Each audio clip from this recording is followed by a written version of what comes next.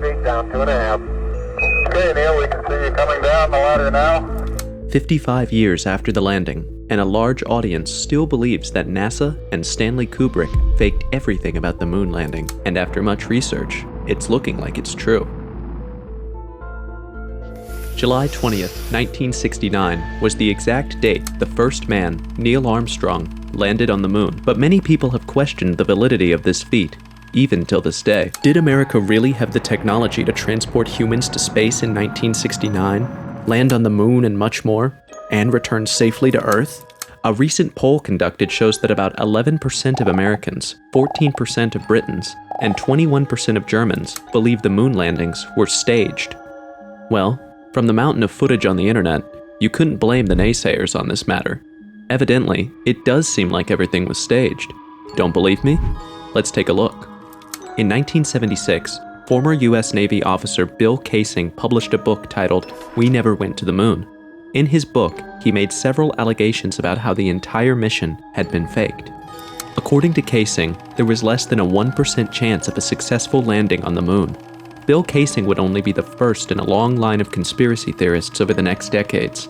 But that doesn't necessarily mean he was wrong. Moon landing conspiracy theorists often scrutinize NASA's photographs and footage as proof of a fabricated lunar landing. You see, in some photos, the crosshairs appear to be behind objects, and it's almost as if the images were pasted or layered on. Even worse, the crosshairs sometimes appear rotated or out of place. Some things also stand out. Like, why does the crosshair appear washed out in this picture? Also, the quality of images released by NASA are unreasonably high. Perhaps they were manufactured and edited before being released to the public? Maybe. There's also the huge convenience that there are no stars in the pictures. How is this remotely possible? Here's a picture of the sky from Earth. Here's another of the sky from the moon. The speculation from the public is that NASA chose to remove the stars from the pictures, due to the fact that astronomers would have been easily able to tell whether the images were taken from Earth or the moon. Also, in some images, the angles of shadows are very random. If indeed there was one light source, how could we be getting different shadow angles? But maybe there were multiple light sources, just like you'd find on a movie set or soundstage. If they were on such a stage, that could also explain the slow movement of the astronauts. They were being lifted by cranes or good old slow-motion photography. Furthermore, some photos appeared to have less detailed backgrounds. The major question around this point was that if the images were taken miles apart, why did the backgrounds appear so close up? One simple explanation could be painted backgrounds. In some photos, viewers found weird artifacts, like a moon rock with the letter C inscribed on it. Somehow the letter matches with another inscribed on the ground. Odd. Popular belief was that there were definitely studio props on set. Take a look at this particular photo. Notice anything strange? If you couldn't tell, there are hot spots. Some people claim this was from a large spotlight to replicate the rays from the sun. And things get even weirder from here. This is Neil Armstrong and Buzz Aldrin, the first and second man on the moon. But wait, who's filming them? It wouldn't be so surprising if there was someone off camera, telling them to hit their marks right before screaming action. The major groups of people that believe the moon landings were faked maintain their stance for two main reasons. One, America just didn't have the technology to travel to the moon just yet. Two, the evidence from the supposed travel is aloof. It all points to the fact that since they couldn't go, they had to fake it, which begs a deeper question. Why? In the 20th century, specifically during the late 1950s to the mid-1960s, there was a massive rivalry between the United States and the Soviets, which stemmed from the Cold War. This rivalry led to the space race. Which of these two superpowers was going to dominate space? This would pose several benefits for the victor. It would show who was superior in terms of their political and economic systems, garner international recognition, and more importantly, display military might. Here's the thing, the Americans were losing this race, and something needed to be done about it. Prior to this period, in 1957, the Soviet Union launched the first artificial satellite. They had also launched the first human in space, Yuri Gagarin, catching the United States off guard twice. In retaliation, the US took the space race very seriously. Things got even more serious when President John F. Kennedy gave this famous speech in September of 1962. The president was declaring that they were placing humans on the moon. There was no turning back now, and failure was not an option. Many theorists claim that this was more than enough pressure, and definitely enough reason to accomplish the landings. There's also the case that NASA wanted to avoid more public humiliation, and wouldn't risk broadcasting such an event worldwide. You see, a few years back, during the Apollo 1 program, an entire crew was lost in a ground test. We only heard news about this loss and never saw any footage due to, quote, technological limitations. So you could say NASA was trying to avoid Murphy's Law by staging this landing. According to Mercy Bennett and David Percy, there was no way NASA would broadcast an astronaut getting sick or dying live on television. Additionally, NASA needed to keep getting funding from the government. It was all too risky, but the president's goal of placing a man on the moon before the end of the decade needed to be realized, and failure was not an option. Aside from the moon landing, America was involved in the highly criticized Vietnam War. Nobody supported America's involvement in the war, and the government was criticized at every turn. That is until the moon landing mission was announced. The Apollo program and the moon landings would provide a welcome distraction and a sense of national pride and achievement. Coincidentally, the crew landings ended just as soon as the United States had ended its involvement in the war. Now here's another theory, and a very plausible one. The landings were 100% without a doubt fake because the technology to send humans past Earth's upper atmosphere was impossible due to one small problem: radiation. The Van Allen radiation belt is a donut-shaped zone of charged particles that poses a serious threat to space travelers. There was no way the rockets could cross this belt due to the massive radiation that would damage electronics and lead to several malfunctions in the spacecraft. Radiation would also interfere with onboard navigation systems and disrupt communication back to Earth. Well, if by some unexplainable miracle, the astronauts made their way past this belt, how did they film it? The film in the camera should have been fogged by this radiation. All the footage allegedly gathered from the surface of the moon would also be impossible, since the moon's surface would be very hot during daytime. Believe it or not, but there are quite a number of things that could harm astronauts in space. Everything up there is against man, from solar flares, solar winds, coronal mass ejections, to cosmic rays. There was no way the crew could survive these occurrences without a scratch. Now, when the astronauts arrived on the moon, they placed a flag on it to signify their claim as the first country to mark a lunar landing. But from the photos and videos retrieved, some people claim the flags weren't still, and if you look closely enough, you'd notice the movement of the flag. This should be impossible in space since there's no wind. A significant fraction of the public believed there were fans used to cool the people in their heavy spacesuits. This wind would explain why the flag was moving as seen. Take another look at this picture. Something's off. The footprint seems to be very well preserved, maybe too well. Usually this would only be possible if there was a significant amount of moisture, but there isn't. Other than the plethora of physical evidence from pictures, artifacts, and footage, there's also the technical conveniences. The astronauts claimed to have landed on the moon using the lunar module, but there was no blast crater or any sign of dust scatter for that matter. When the modules landed on the surface of the lunar soil, they made no marks on the surface, but we somehow have well-preserved footprints from Buzz Aldrin. That was the module's descent, but even in ascent, during one of the landings, there was no evidence of propulsion from the footage. It looks very flat, like it was just lifted upwards with a massive crane. The American astronauts successfully landed on the moon and safely returned home. The mission was a success. But then, we have this conference footage. Watch closely. That was certainly the highlight for the three of us of that decade. We're going to divert a little bit from the... I don't have the numbers. Probably would be a matter of a couple days. If you asked me, something was definitely not right, and there are two presumptions in this case. One, if these astronauts had somehow traveled to space, they had seen something they were not prepared for in another video. Or two, the sheer guilt of staging the landings wasn't sitting right with them. Since America couldn't actually take humans to the moon, there was one other way they could pull off such a feat: film. And it was at this junction NASA turned to Stanley Kubrick for help. Masterpiece, one word that describes Stanley Kubrick's 2001 A Space Odyssey. Perhaps one of the most influential films ever made, was released in 1968, a year before the historic moon landing.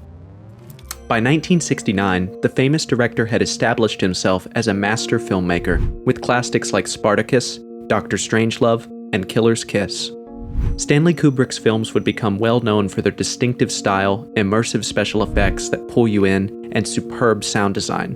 Well, it's no wonder the American government hired Stanley Kubrick to stage the astronauts landing on the moon. Technically, there was no one better suited for the job.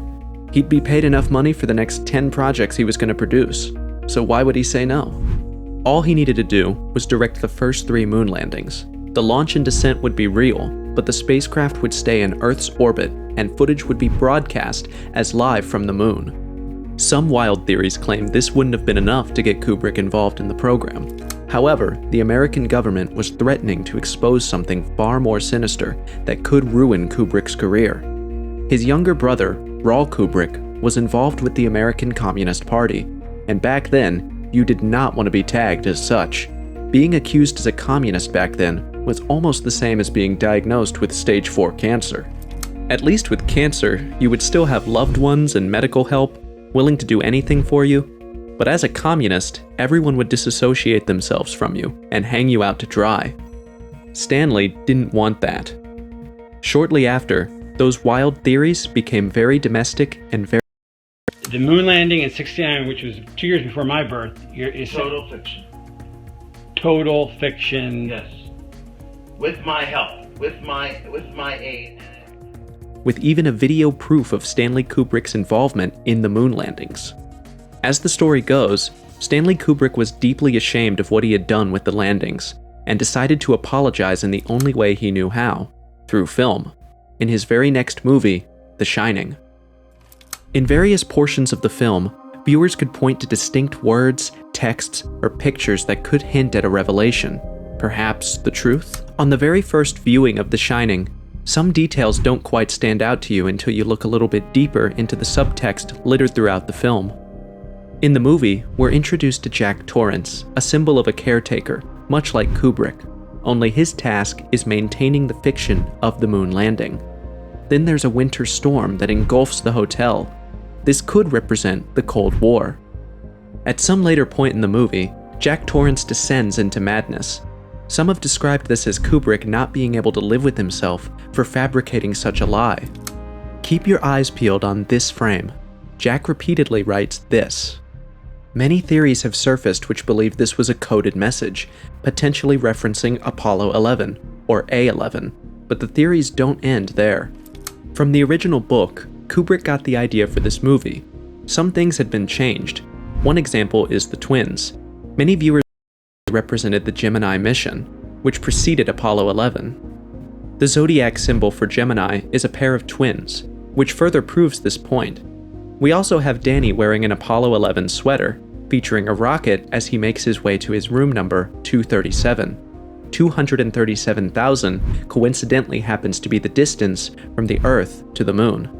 It was like the more we looked, the more we saw. Without a doubt, the moon landings from 1969 to 1972 have generated some of the biggest conspiracies in decades. There happen to be many NASA agents mysteriously dying or just unaccounted for, witnesses to certain events disappearing after they publicly agreed to testify concerning sightings at NASA. Even if you did want to turn a blind eye to these series of events, the sheer amount of coincidences would make it difficult to ignore the theories entirely. But in reality, many of these theories can be explained. There's also an abundance of third-party evidence excluding the American government and the USSR. So let's rewind a bit. Remember those theories about The Shining, supposed Kubrick confessions? Yeah, those were all made up. Now, I will admit, rewatching The Shining and seeing all these conspiracies play out does sound somewhat convincing, but Kubrick has done multiple interviews and said in his own words that those theories are all fake. I know someone in the comments will say, well, what did you expect him to say? Wasn't there video proof of him saying it as well? While you were filming it. While I was filming it, yes. In a way, it was another job. It turns out that video was also staged. In the full cut of that video, you'll see the behind the scenes of an actor practicing his lines with a very agitated director. I guess I could see how some people might have mistaken the actor for Kubrick, but this theory is officially debunked. As for the mysterious younger brother that Kubrick had, he didn't. There are no such records of Stanley Kubrick having a younger brother, or said brother having ties with the Communist Party. Now, let's begin to debunk some of the more popular theories, shall we? In a nutshell, Bill Kaysing's claims, where the conspiracies all originated from, all deal with the fact that footage, pictures, and possible artifacts have been manufactured to some degree, to fake the lunar landings. So let's begin there. The crosshairs many people claim as proof of the images being pasted or badly photoshopped are just the low-quality versions. The washed-out effect was due to overexposure. Simply put, the very white areas were bleeding to the black areas of the crosshair. If for some reason you had also discovered crosshairs rotated or out of position, well, that's because they had been cropped. Many people later pointed out the fact that photos shouldn't have such high resolution on the surface of the moon, but these cameras were specially made for that effect. The Apollo astronauts used Hasselblad 500 EL cameras with specially made optics lenses. Then we get to the stars in the sky. Even in the post-conferences, the astronauts claimed they didn't see any stars in the sky. Well, during the daytime at least. Imagine trying to watch for stars while standing directly under a very massive bright bulb. Frankly, that wouldn't be possible with the naked eye. The crew did see stars through spacecraft optics. As to why we couldn't see any stars in the pictures, that was just the camera's attempt to properly expose the bright foreground.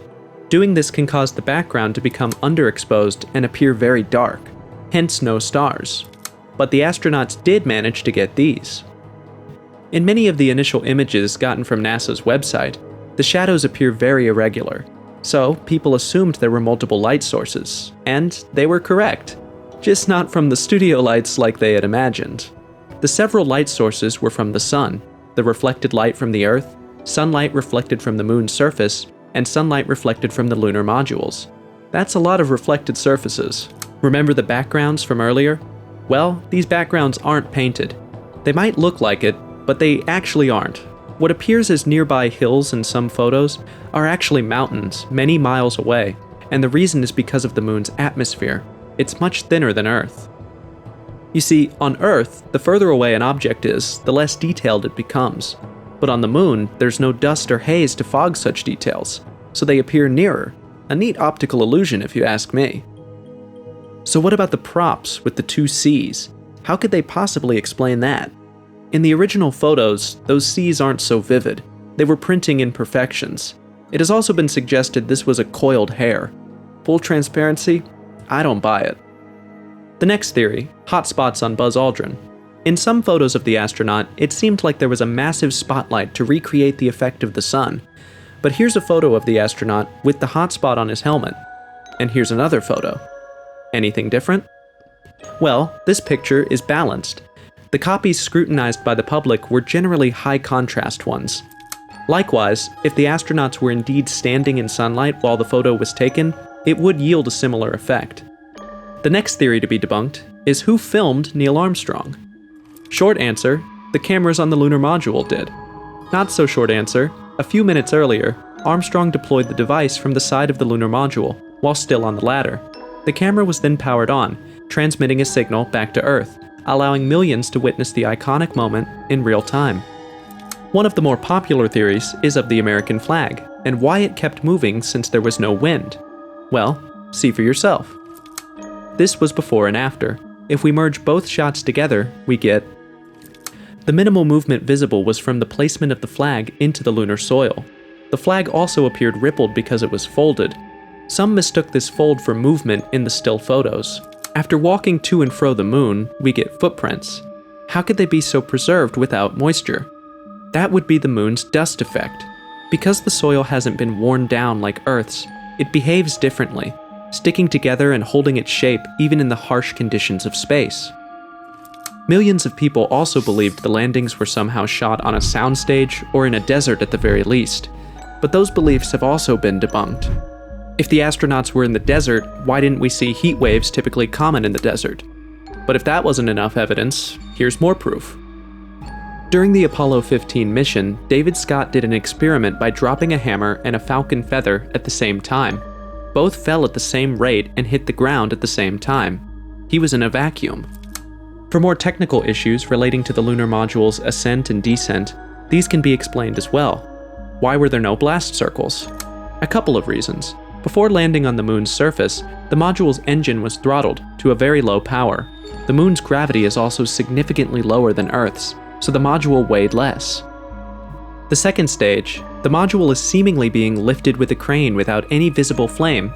The module used a special kind of fuel called Aerozine 50, which ignited upon contact and produced nearly transparent flames. How could I forget the donut-shaped radiation belt the astronauts claimed to have passed on their way to and back from the moon? NASA protected the astronauts with shielding that could prevent the radiation from causing harm, and even avoid malfunctions to the spacecraft. Specialized electronics were also designed to counter radiation effects, which would explain why film was still operational. Countermeasures were taken by duplicating critical systems. That way, if one stopped working, there was another. But I think the most impressive thing they did was orbit selection. You see, the astronauts decided to take a route that avoids the most intense regions of the radiation belt. Couple that fact with the shielding they already had and special systems to reduce radiation effects, all of a sudden, crossing the death belt doesn't look so impossible. Outside the bubble of the two forces that were vying for space travel, there's a handful of third-party evidence that proves the lunar landings were in fact real.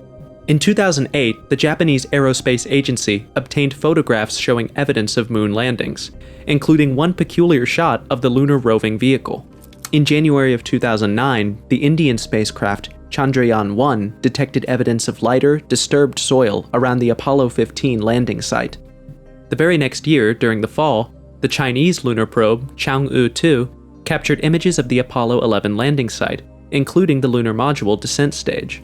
One major point many people bring up is that America couldn't have faked the landing because it would have been a huge stain if the Russians had figured out it was staged. They could easily monitor the whole operation, thus there was no way around it. But rebuttals have been made that the USSR did in fact not have the technology to track or verify the landings at the time. We have thoroughly scrubbed through the footage and pictures, heard the conspiracies, and debunked most of them with hard evidence. We've gone through the black and white, but there is a gray area in all of this. Dr. Williams, NASA archivist, and Apollo 11 flight director Eugene Franks have confessed that the original telemetry data tapes are missing.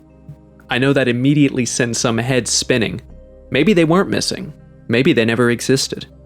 Blueprints and development drawings missing, high-quality footage and audio tapes of the early moon landings were also classified as missing. NASA has tried to recover a lot of this missing footage, but after many trials, some files have been, quote, permanently lost. There have been many speculations that NASA and the American government were covering up something on the moon. It would also explain the post-arrival footage and why we haven't visited the moon in so long.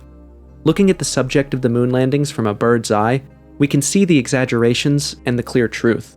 The missions were successful, like Armstrong said. That's one small step for man, one giant leap for mankind. There are great ideas undiscovered, breakthroughs available to those who can remove one of truth's protective layers.